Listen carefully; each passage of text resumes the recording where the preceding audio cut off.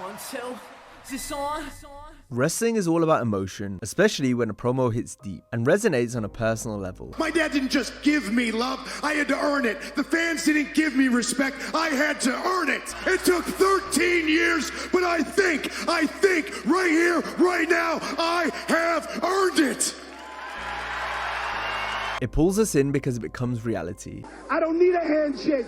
What I need now from you is just a hug and a kiss. Just seal the deal, baby. It is just like, I can't watch it. I will start bawling. It's so real. For this video, we're highlighting those unscripted and powerful real moments that struck a chord. The moments we'll always remember because of how they made us feel. I need my older brother. From reuniting with family or remembering a fallen friend. Well, Eddie, I'm sorry, I just can't help it because I just can't believe you're gone.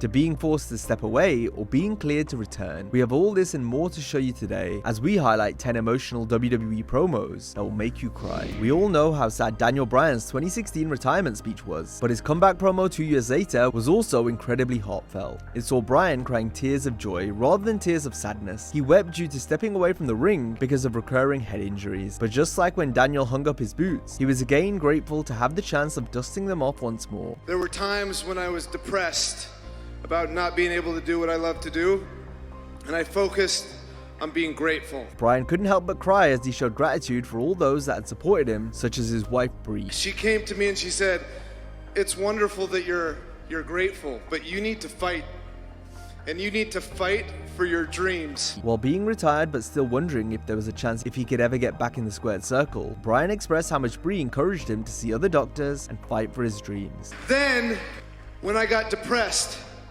I wasn't just grateful. I decided to fight. Because you need to fight for your dreams. Fight for your dreams. Fight for your dreams. And if you fight for your dreams will fight for you. It was tragic seeing Bryan be forced to retire, but it was so uplifting and powerful to see him return. And all of these neurologists, every specialist, every doctor I've seen has said the same thing, and it is this: you are cleared. Our next entry came about due to rather ridiculous circumstances, but Tommy Dreamer knew his speaking time was usually limited, so he was sure to make it count on this occasion. The promo in question occurred after Vince McMahon won the ECW Championship at Backlash 2007. In a WWE.com feature, Dreamer spoke from the heart about what ECW meant to him and what it had now become under the Federation's banner. I did everything I could in my heart for ECW because I believed in ECW. And I don't know what the hell I believe in anymore. A choked up Tommy spoke about how one of the last things his father got to see before losing his sight was when Dreamer and RVD kicked off the ECW portion of the invasion in 2001, before then mentioning those who became legends in WWE after coming over from Extreme Championship Wrestling. Think of where you would be without ECW. Forget about us originals, us Stone Cold Steve Austin, Mick Foley, Chris Benoit, Eddie Guerrero, Chris Jericho, and the many, many people who came through the doors of ECW that made legends in your company. If ECW wasn't already 6 feet under long before, it certainly was now, while Vince McMahon was urinating on its grave. But despite the absurdity of Vince holding their belt, the principle and core emotion of Dreamer's promo was real and completely on the money. I broke my neck. I broke my back. I met my wife. I have my kids because of ECW.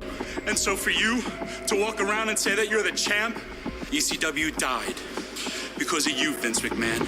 Next, we have another .com exclusive which took place after the March 5th, 2012 episode of Raw. In Boston, close to his hometown of West Newbury, Mass., John Cena spoke candidly about his youngest brother battling cancer. He had a stage 3-4 tumor in an inoperable area of his brain. That was a tough one. No, easy, just give me a second. John was close to tears in a way we wouldn't normally see him on the show, and his friends and family watched on from the crowd. After months of chemotherapy and radiation, my bro went back to the hospital, and he got an MRI, and his tumor is shrinking, and he's in good shape. Cena's motto of never give up rings true here. Emotions were high as his brother Shawn fought back and overcame the odds. I want to tell my brother Shawn that I love him. Let's get everybody out here and do this back. We've got one more off-the-air promo to show you that occurred following the October 1st, 2012 Raw, titled Jim Ross Appreciation Night. Good old JR was honored in his hometown of Oklahoma by his friends and peers, led by WWE COO Triple H. Jim's longtime broadcast partner Jerry the King Lawler, who was at home recovering from a heart attack, spoke openly about the man under the black hat. And I just want to tell you right now from the bottom of my heart, just like everybody else in the WWE universe, I love you, man. Chairman Vince then showed his gratitude towards all Ross had done for WWE. Jim Ross is an American icon and my friend.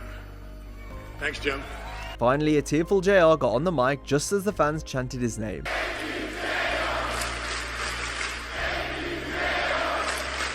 Ross gave a motivational message to the talent looking on from the stage. If you love what you do, it'll never seem like a job.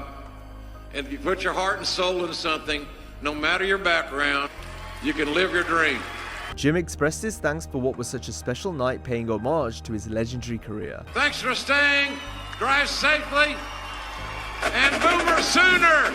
Boomer Sooner! Some moments are so raw and emotional, it's difficult for the talent involved to watch them back. Dustin Rhodes has said this about his famous reunion segment in WCW with his dad Dusty from 1994. The father and son pairing hadn't always had the best relationship over the years and were estranged at different points in their life, something Dusty acknowledged. When you were born, when you were a baby, when you were born, I went off to seek my fame and fortune. I neglected you. Dusty cut an impassioned, apologetic promo. You could feel and believe every word he said because it was so real. He was legitimately seeking his son acceptance in a way that contextualized the story being told, as Dustin was outnumbered by the heels in the feud he was in. I don't want you to look for another partner. I don't want you to go and find another man. I don't want you to go out and get on your knees and beg another scum-sucking pig to be your partner. I want to be your partner. The American dream spoke with sorrow, but sought affection. I don't need a handshake. What I need now from you is just a hug and a kiss to seal the deal, baby. He didn't just want Dustin to be his tag partner, he wanted his love and approval after all they'd been through. It's hard not to tear up, or at the very least feel goosebumps watching such a compelling and moving interaction. It is just like, I can't watch it. I will start bawling. It's so real. This moment drew parallels to AEW's Double or Nothing event from 2019 when Cody Rhodes asked brother Dustin to be his tag partner. The two had just worked a match for the ages and there wasn't a dry eye in the house as they emotionally embraced. I don't need a partner. I don't need a friend. I need my older brother.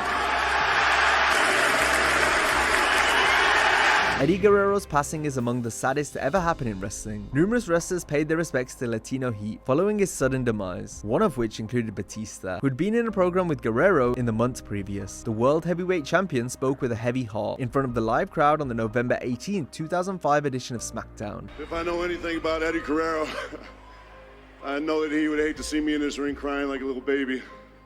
Well, Eddie, I'm sorry, I just can't help it because I just can't believe you're gone. Batista talked about Eddie overcoming his demons and repairing the relationship with his family. Eddie had a lot of demons. He had a lot of troubles in his past. And Eddie fought his way back from hell to win back his family. And I respect the hell out of him for doing that. Dave lauded Guerrero's love for the fans and how despite being in pain physically, Latino Heat always put on a show for the paying audience. And no matter how much pain he was in, when he stepped through that curtain, all that pain just went away. And he found peace in this ring. Dave promised to keep the memory of his good friend alive, ensuring Eddie would never be forgotten. But call me a selfish son of a call me anything you want, because I'd give anything to have Eddie back right here. I miss you, and I love you, and I will make sure that these people everywhere around the world remember you. Batista finished by placing his world title on Eddie's lowrider, which he drove in on to close out a truly touching tribute.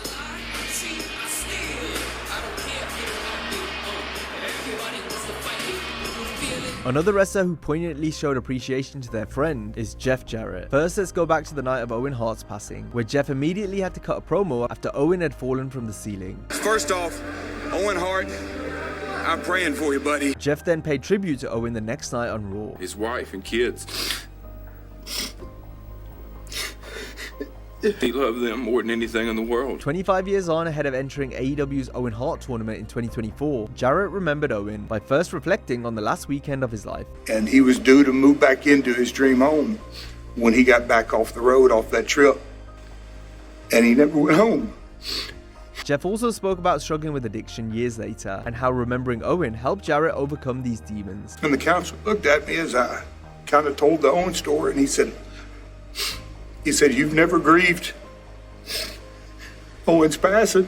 In a lot of ways, that put me on the road to true recovery. Lastly, Jarrett talked about how important entering the Owen Hart tournament was and what it would mean to win it. This is my Wembley. This is my all-in. You know, early this year, Toby Keith passed away, another good buddy of mine, and he had that song, "Ain't as good as I once was, but I'm good once as I ever was." All I got to do is have that mentality for 3 matches. And although Jeff came up short in the tournament, the story was beautifully told as Jeff did it all as a labor of love for his dear friend. The Miz has cut his fair share of passionate and emotionally charged promos, but the vast majority of them has been as a heel, given how dislikable his character has been for most of his career. So it was quite something to see Miz cut an epic babyface promo on the March 19th, 2019 SmackDown. This was building to his match with Shane McMahon at WrestleMania 35. The feud and its story was nothing to write home about until Miz's emotional promo. Besides my wife and daughter, I have sacrificed every single relationship I've had in this business. That's what this means to me. Miz showed vulnerability in a way we hadn't seen before due to his long career as a despised heel. This all came about after Shane beat up Miz and his dad. Therefore, Miz opened up about the relationship with his father. My dad stood in this ring. It was the first time that I have ever heard him say that I love you and that I am proud of you, and it was something memorable for me. It was one of the greatest things that's ever happened in my life. Miz reflected on his career and how hard he worked to improve and earn his place in WWE. I've always prided myself on working harder than everybody else because I believe hard work beats talent when talent doesn't work hard enough.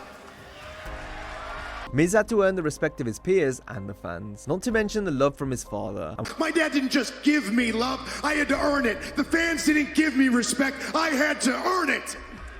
It took 13 years, but I think right here, right now, I have earned it. With that, the crowd was now behind Miz, something that would have been hard to imagine after how much of a heel he'd been prior.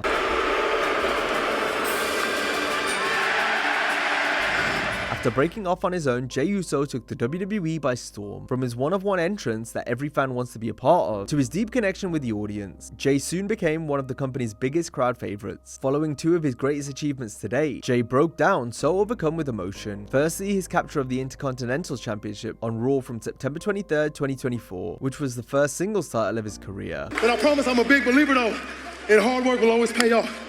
Kids though, good grades, kids. Listen to your parents. Then the night after winning the 2025 Men's Royal Rumble, with the tear in his eye, Jey addressed the people who had helped him get to this point. I worked hard to get to this position, but look though, I got it, man, because of every single one of you. But from my heart and my family, man, thank you, everybody. I'll talk about every single week, with me, man. From the highest of highs to the lowest of lows, Kevin Owens' career came to a standstill after being sidelined with a serious neck injury at the beginning of 2025. KO was due to work with Randy Orton at the upcoming WrestleMania 41 event, but 2 weeks out from the show, this match was scrapped, since it was up in the air if Owens could ever wrestle again. Kevin addressed his injury by first acknowledging how grateful he was for everything wrestling had given him up to this point. I've been doing this for 25 years. For those 25 years, I really gave everything I had every time I stepped foot in this ring. I've had the chance to take care of my family in a way that I could have only dreamed of. There's a price to pay for that amazing opportunity. Owens then noted the severity of his neck issues. The truth is, I don't know when I'll have the privilege to be in front of you guys again. Kevin broke from his heel character by apologizing to the fans and announcing his indefinite leave from WWE. I want to say thank you, and I'm sorry, guys. Thank you. Given that emotions were running high, a tone-deaf comment from a fan set Owens off while walking up the ramp. Kevin then went face-to-face with the mouthy heckler, who quickly folded.